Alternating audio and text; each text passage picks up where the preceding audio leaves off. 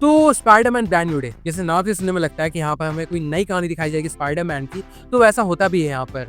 And हाँ, इस film को कंप्लीट करने के बाद अगर मैं कुछ कह सकता हूँ तो यही है कि it's a dam emotional movie. और देखो, इस फिल्म को देखने से पहले मैंने कई सारे लोगों के रिव्यूज को पढ़ा था, जहाँ पर वो ये कह रहे थे कि ये नो वे क्या? होम से काफी स्लो मूवी है एंड ये मूवी एक्चुअली में कई क्या पार्ट्स बात में है? बोरिंग भी लगती है। तो मुझे लगा कि टॉम हॉलैंड की स्पाइडरमैन मूवी एंड वो बोरिंग, मतलब ये चीज तो थोड़ा आउट ऑफ द बॉक्स मुझे सुनने को मिल रहा है, क्योंकि टॉम हॉलैंड की जितनी भी सारी स्पाइडरमैन वाली मूवीज थी उसमें ये ट्रेड काफी कम रहा था। लेकिन जब मैंने इस फिल्म को देखा तो मुझे यही मिला कि हाँ, यहाँ पर वो सारी चीजें हैं, लेकिन एक्चुअली में इन सारी चीजों का कारण है ये फिल्म अपने कैरेक्टर्स को, अपनी कहानी को सांस लेने का मौका देती है। मतलब ऐसा नहीं होता है कि फिल्म शुरू होते ही हर चीज को बिल्कुल फास्ट पेस दिखा दिया जाता है या फिर टाइम टू टाइम कोई ना कोई कैमियो डाल दिया जाता है जिसके चलते हम नॉस्टैल्जिया बैठ के शिकार होने लगे।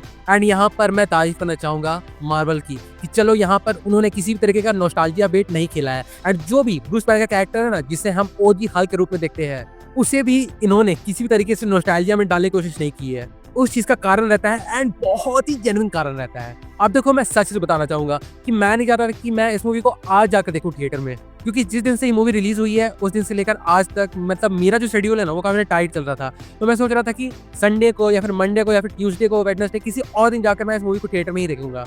लेकिन जब मैंने सुना था ना कि सोनी वालों ने इस फिल्म के साथ रामायण का ट्रेलर अटैच कर दिया है, तो उसके कई सारे हाई चांसेस है कि हमें रामायण का ट्रेलर थिएटर में देखने के लिए मिल जाए।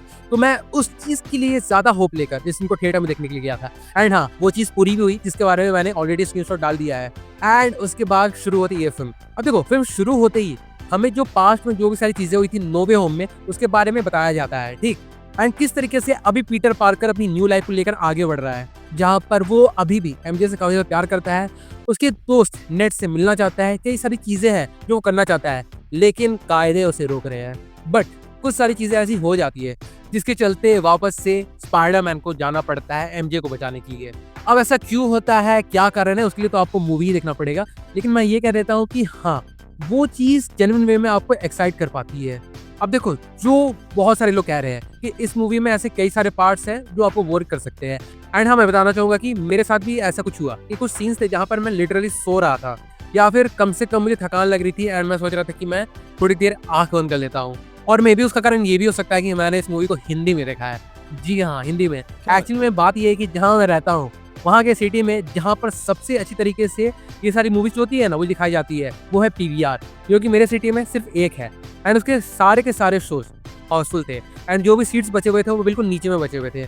तो मैं उसके कारण से देख नहीं पा रहा था एंड मैं रात के शो को नहीं जाने वाला था, क्योंकि मैं नहीं चाहता था कि मैं रात का शो को देख रहा हूँ उसके बाद मैं घर आकर रात में इसकी वीडियो को लाइक रिकॉर्ड करूँ या फिर इसके बारे में बात करूँ। तो फाइनली मैंने इसको हिंदी में ही देखा। एंड हम जानते हैं कि हिंदी में जो इमोशन है वो ठीक तरीके से नहीं आ पाते हैं एंड यहाँ पर वो सारी चीजें देखने को मिलती है। इसलिए मैं कहना चाहूंगा कि उसके कारण भी हो सकता है कि मुझे ये मूवी थोड़ी थोड़ी पार्ट्स में बोरिंग लगी। बट मैं ये भी कहना चाहूंगा कि मैं इस मूवी को दोबारा थिएटर में देखने के जाने वाला हूँ। बट अगर ओवरऑल बोलूँ तो इस मूवी ने मुझे वो दिया जिसकी एक्सपेक्टेशन मुझे इससे बिल्कुल भी नहीं थी, और वो था इमोशनल मूवमेंट्स जिसमें मैं रो सकूं। क्योंकि आप जानते हो ना कि आप एक स्पाइडरमैन की मूवी देखने के लिए जा रहे हो, तो आपकी जो सबसे ज्यादा एक्सपेक्टेशन रहेगी उस मूवी से, तो वो ये रहेगी कि आपको स्विंगिंग से जो सीन्स है ना, मतलब यहाँ पर स्पाइडरमैन अपने मकड़ी के जालों से बिल्डिंग से लाइक उतरता चढ़ता उड़ता आसमान में ऐसे करते हुए हमें देखने को मिले, वो सारी चीज यहाँ पर काफी ज्यादा देखने को मिलती है। एंड मैं कह सकता हूँ कि वो सारे जो सीन्स है ना वो काफी ज्यादा इंस्पायर्ड थे एंड्रू गारफील्ड की स्पाइडरमैन वाली मूवीज से।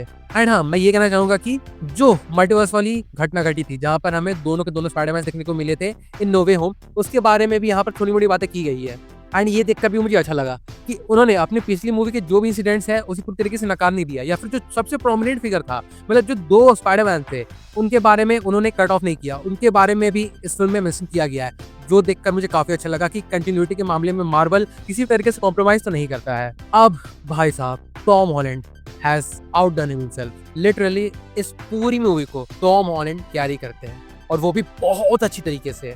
और हाँ, इसके अलावा जो हमारा पनिशर का कैरेक्टर है, जीन ग्रे का कैरेक्टर है, जेंडाया का जो कैरेक्टर है एमजे वाला, नेट का कैरेक्टर है, या फिर ब्रूस बैनर का कैरेक्टर है, या फिर जो भी हमें थोड़े मोड़े कैमियोस देखने को मिले हैं, उन सारी चीजों के बारे में मैं भी यही कहना चाहूंगा कि हाँ, उनकी एक्टिंग भी अच्छी थी। मतलब पनिशर को, मतलब मैं कहना चाहूंगा थोड़ा स्पॉइलर हो सकता है, लेकिन पनिशर को रोते हुए देखा हमने, वो भी किसी ऐसे के लिए जिसके बारे में हम सोच मिल सकते थे इन आवर वाइल्डेस्ट ड्रीम्स। और देखो, मैं कहना चाहूंगा कि किसी भी मूवी का जो सबसे इम्पैक्टफुल मोमेंट होता है ना, वो होते हैं उसके इमोशनल मोमेंट्स। एंड वो मोमेंट्स सिर्फ तभी निकल पाते हैं जब एक फिल्म के पास उसकी आत्मा हो, उसका दिल हो, हाँ, मैं जानता हूँ कि मैं काफ़ी ज़्यादा फिलोसॉफिकल बात कर रहा हूँ, लेकिन एक्चुअली में बात यही रहती है, तभी आप उस फ़िल्म से कनेक्ट कर पाओगे। एंड इस स्पाइडरमैन वाली मूवी में हमें वो सारी चीज़ें देखने को मिलती है एंड मैं समझ रहा हूँ कि यही सारी चीज़ों के चलते कई सारे लोग इस फ़िल्म से कनेक्ट नहीं कर पा रहे हैं, क्योंकि उन्हें लगा था एक्चुअली में कि यहाँ पर भी हमें नो वे होम की तरह कई सारे मल्टीवर्स से सागा वाले मोमेंट्स देखने को मिलेंगे, क्योंकि हमें पता है कि आगे Avengers doomsday and Avengers secret Wars आने वाली है।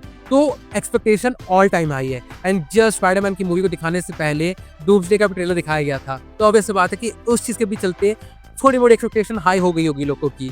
लेकिन जैसा मैंने बताया कि यहाँ पर मल्टीवर्स सागा वाले चीज़ों के बारे में ज़्यादा चीज़ नहीं दिखाई गई है एंड ये एक बहुत बड़ा कारण है कि कई सारे लोग इस फिल्म को एक डाउनग्रेड बता रहे हैं नो वे होम के कंपैरिजन में।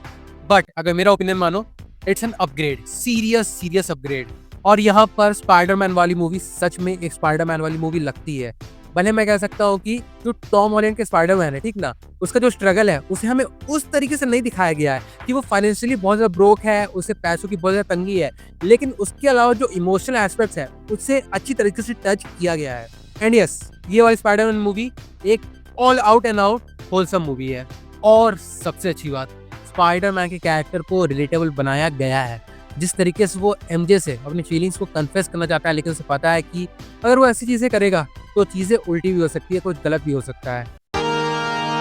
इश्क किया फटी गंडिया। एंड जो बेबसी हमने नो वे होम के एंडिंग में देखी थी, जब वो एक शॉप में जाता है एंड कॉफी ऑर्डर करता है एंड वो कुछ कहना चाहता है, लिटरल कुछ कहना चाहता है जेंडाया के कैरेक्टर एमजे से, बट वो कह नहीं पाता है।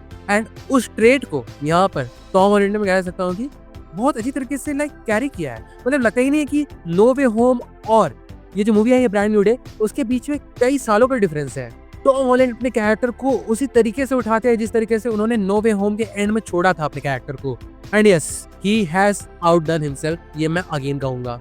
अब अगर बात करें डायरेक्टर साहब की, तो डायरेक्टर साहब का नाम मुझे ठीक से लेना नहीं आ रहा है, लेकिन मैं कहना चाहूंगा कि Shang Chi and the legend of ten rings के बाद ये मूवी भी उनका एक अपग्रेड है। And it feels so great to know कि उन्होंने अगेन से खुद को प्रूव किया कि वो आगे भी मार्वल की कई सारी मूवीज को डायरेक्ट कर सकते हैं and he is capable of that. And I know कि मुझे बताने की जरूरत नहीं है कि ये वाली स्पाइडरमैन मूवी किस तरीके का पॉप कलेक्शन निकाल रही है बॉक्स ऑफिस पे।